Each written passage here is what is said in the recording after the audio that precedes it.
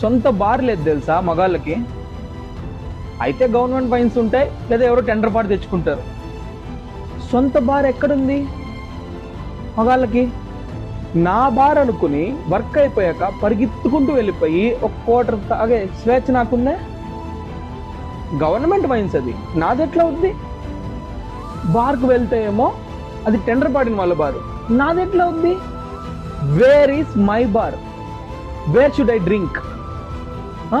నేను సంపాదించుకుని, నేను ట్యాక్సులు కట్టి, నేను డైలీ స్టఫ్ కొనుక్కుని, నేను డైలీ రెగ్యులర్ కస్టమర్ అయినా కూడా నా బార్ కాదది, వాళ్ళ బారు, టెండర్ పాడిన వాళ్ళ బారు, లేదా గవర్నమెంట్ వైన్స్.